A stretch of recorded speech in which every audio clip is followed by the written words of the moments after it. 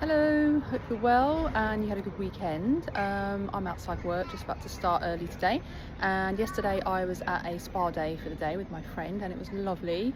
It was really quiet in the afternoon, so it felt like we had the place to ourselves. The weather was great. We sat in the outdoor jacuzzi for quite a few hours on and off, and we didn't look at our phones, we didn't read our books or magazines. We just chatted the whole time. So I did capture a couple of photos which I'll put up on here, but otherwise yeah, it was just lovely to switch off and to get away from it all, and it sort of psyched me up for another busy week actually, which is great. I'm really happy about that. Lots of clients this week. So it is the first day of the school holidays, so if you're feeling a bit anxious about the kids being at home for 6 weeks, then just try and take a little bit of time for yourself if you can at some point. Maybe if it's going for a little walk, if your kids are old enough to be left alone, or sitting outside with your book for 10 minutes. All those little moments add up and they help psych you up for the week ahead. So enjoy, and I'll see you soon.